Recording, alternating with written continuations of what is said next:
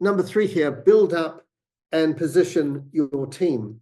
And unless you have very, very small ambitions and a very small vision of what you're hoping to achieve as a leader, then you're going to need a team, because every leader will find that their vision, every real leader, that their vision is far greater than what they can do themselves. And so it will inevitably involve others. And it's interesting to see the way that Jesus himself prioritized his time on earth. We know he preached, he healed, he did a lot of teaching and speaking and acts of ministry and compassion and so on. But actually his 3 years of ministry were pretty much focused to developing these 12 young men, and particularly the 3, Peter, James, and John. That was his plan, to turn the world upside down. Of course, they did exactly that. And so right at the beginning, important to pray that God will raise up workers. When Jesus said to his disciples, the harvest fields are ready, he didn't say, therefore, you've all got to work much harder because there's only 12 of you and there's so much to do. He said, pray that the Lord will raise up workers. And of course, we look back over the last 2,000 years, and that's what we've seen. Hundreds of thousands, millions of Christian workers have been raised up by prayer in order to do the work. So God's people filled with God's Spirit are able to do what even Jesus could not do as one God-man on earth. That was his plan. So he invested in them.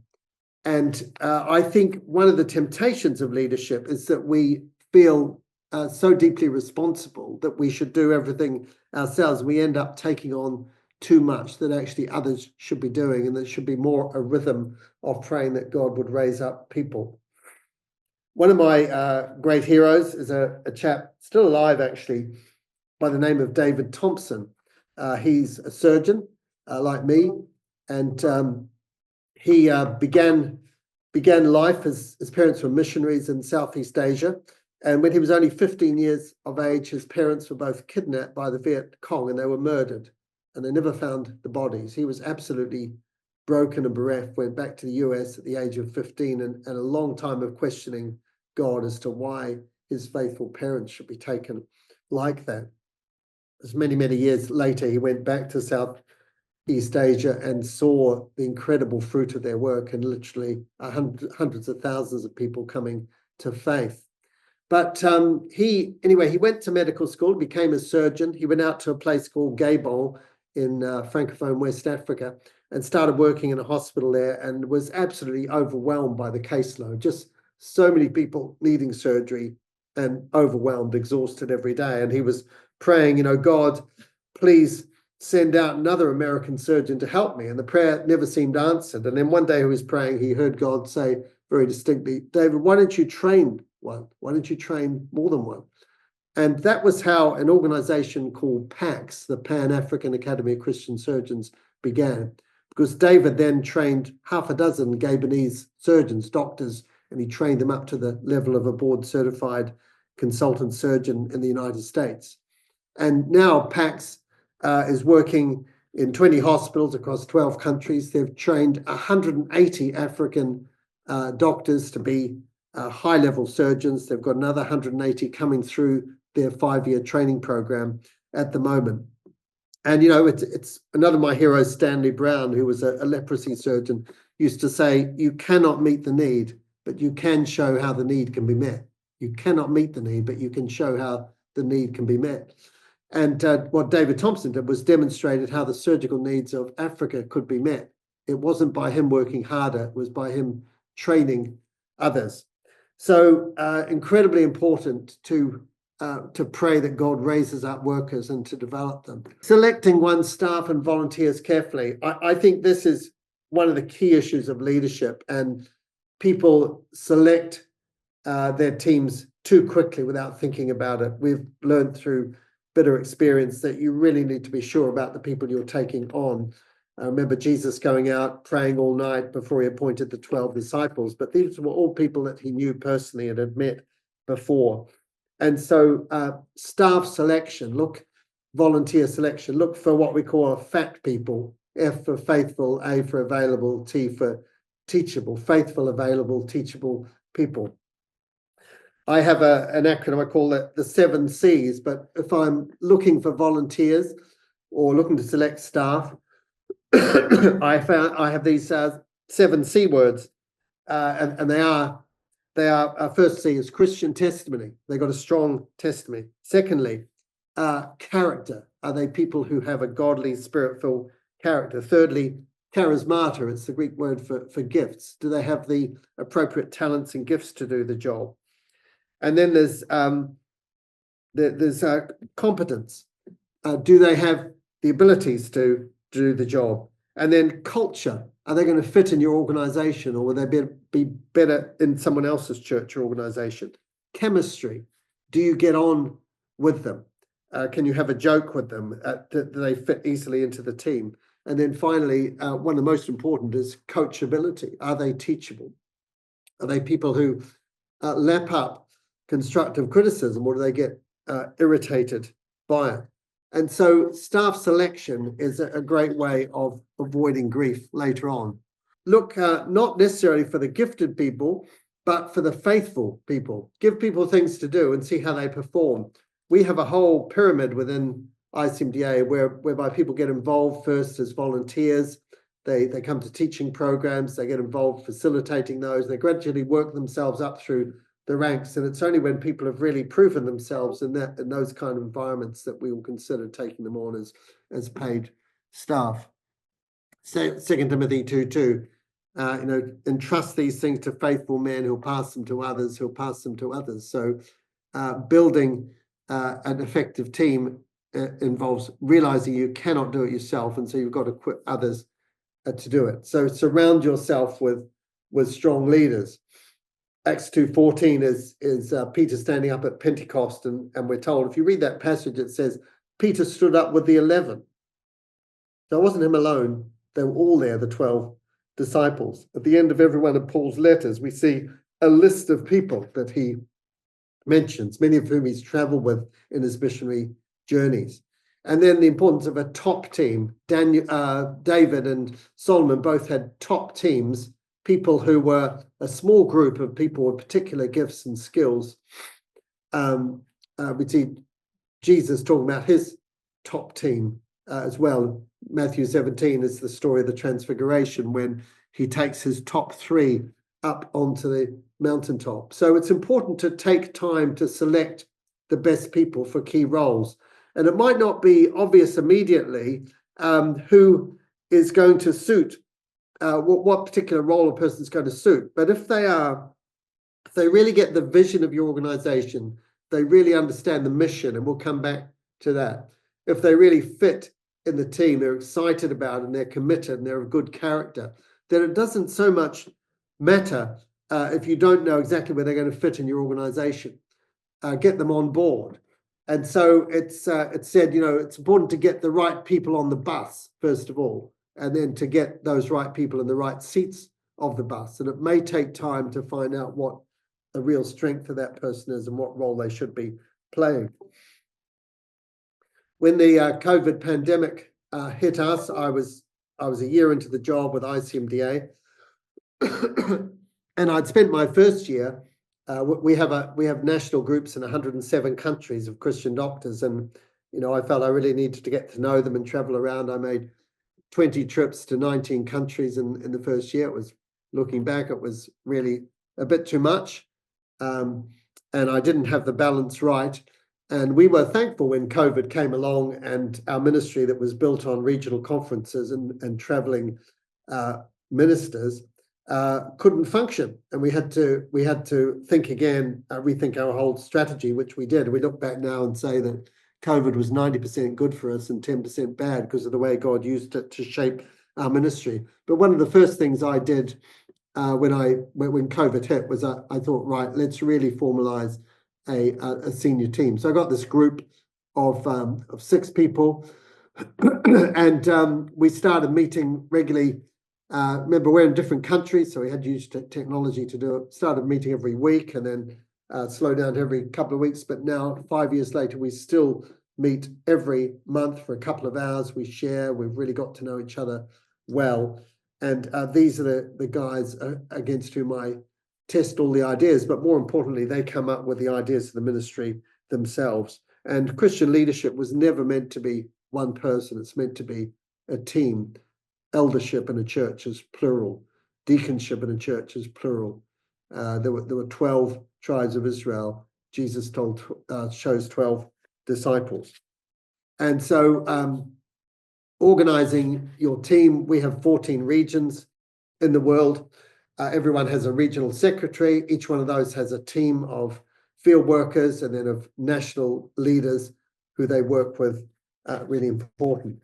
And when I first came to ICMDA, or at least when I first went into Christian ministry after leaving surgery, I did not really understand the importance of team building, which brings us on to the fourth one here, motivating and encouraging.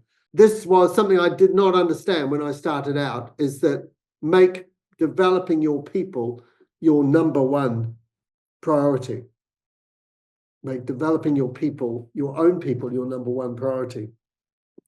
Because the way I used to think is that the people I was really serving were the people out there in the national associations of Christian doctors. and the team, the volunteers and the staff were just the means of doing it. When in actual fact, it's the other way around. And I learned that actually, if you make developing your staff and your volunteers your number one priority, then everything else will flow on from that. So coming onto your team in a role of ministry, it should be a real opportunity for personal growth for people. And if you make it that, and they can see that they are growing and developing through the service that they're doing, and that their growth is a real priority for you as the leader, then you will find you will in the main hold on to your staff. You won't have people leaving or just coming for a short time. We can see this in the life of Paul. I find I went to a conference once where I heard two sermons by two different people on Romans 16. It's the first and last time I'd ever heard a sermon on that. But Romans 16, as you know, is just a list of names, 23 names that Paul gives personal greetings to in the church in Rome. The incredible thing was that Paul had never been to Rome at the time he wrote Romans. And yet he knew 23 key leaders in Rome and had met them on his travels to various places. But he hadn't just met them, he knew their names, he knew what their needs were, he knew about what ministry they were doing, and he obviously regularly prayed for them as well. He was a people person. So important to recognize people's specific gifts and encourage them in those. I think that's one of the key roles of a leader, is to be able to feed back to people what they're really good at, give appreciation for what they do well, so that you're helping them to discover what their particular role to play in the body of Christ is. And we have all those lists of gifts, don't we? We mentioned those earlier in Romans, 1 Corinthians 12 and 1 Peter and Ephesians. But, just as in an orchestra, you have some great musicians who might be wonderful if they're playing the flute, but not so good on the double bass, or that they love keyboards, but not brass instruments and so on. And so you try, with a musical family like ours, our three kids, it was really finding what the instrument was that they had a real passion and gift for, and encouraging them in that. And in the same way, people, as a result of their personality, their experience, their background, their culture, but particularly their talents and their spiritual gifts, will have certain roles that they can play really effectively. So as you recognize people's gifts, give them things to do that are going to encourage them and grow them in that. Reverse mentoring. Well, what's that? Well, the 20th century leader, if you like, was like, like the commander in an army. He would give instructions for everyone to carry out, and they did. The 21st century, I think more the spiritual leader is the one who listens to the people on the front line and masters this key question, 4 monosyllabic words. What do you think? Asking your people, what do you think we should do? What do you think of the situation? What's your calling on it? Asking people to be able to take responsibility to think through those things. And reverse mentoring is realizing that a lot of the answers about strategy might be on the front line that you might not have them, but you need to find the people who do, so that you can then both support them and also communicate them to others as well. I have a very creative team who are very gifted and very different from each other. And now I've learned to listen very carefully to them, because usually they will have the answers to the questions that I might not have. And so leadership is as much about discerning and listening to other people's suggestions as it is coming up with the answers oneself. Next, recognizing the training, support, and resources that people need. And I think ELF and Forum of Christian Leaders are a great example of this. Greg Pritchard, who was the founder and the leader of ELF, has very graciously offered our organization 20 places. So I can pick 20 of my leaders from all around the world, get them to come to the European Leadership Forum. Some of them get bursaries, others of them pay their own way. But it's a way of exposing them to the teaching there and then getting them involved in things like the year-round mentoring program. So identifying books for people to read, courses they can go on, resources they can listen to, and modeling those yourself. That, I find this really useful. Have you tried this? And so on. But also to recognize what the obstacles are, which people are frustrating people in their work, and doing what you can to remove those. And then finally, the encouraging, stirring up and speaking well of your team. Everybody needs encouragement. There's no one who doesn't need to hear that they're doing a good job, or when they're lacking motivation or suffering, that there's someone who really cares about them and is there to help them and lift them out of the valley of despond or the difficult situation in which they're in. And it's incredibly important not just to encourage your team, but to speak well of them, and particularly to speak well of them publicly and to give credit for them. And for the success of the organization, always deflect any encouragement that you get. Of course, as leaders, we need encouragement too, but learn to deflect that encouragement onto the team. People congratulate you for some achievement. You say, well, it was only possible because of the team that we have, and name the people. And on the other hand, also to take responsibility for the failure.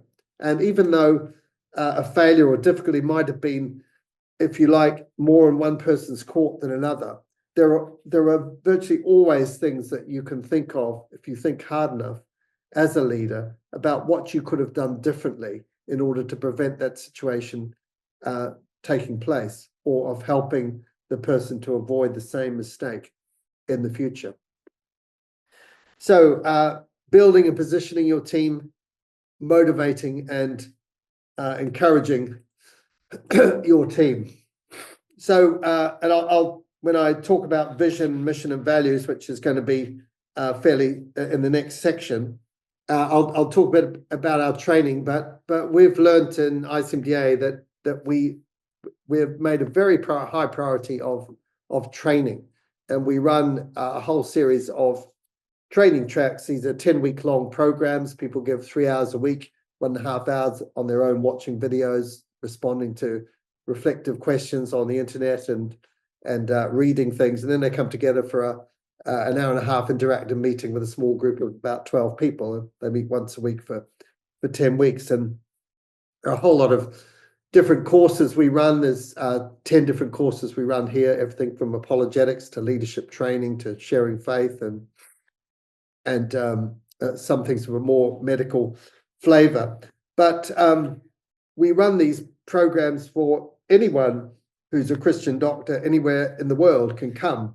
But our key priority is to make sure that our own staff and volunteers benefit from them first, and then they become the advocates, the trainers, the facilitators for the future. So we're coming full circle back to this idea that developing your own people should be your number one priority, just as Jesus focused primarily on the 12 and within the 12, the 3, in order to fulfill his vision of gathering a people from every nation.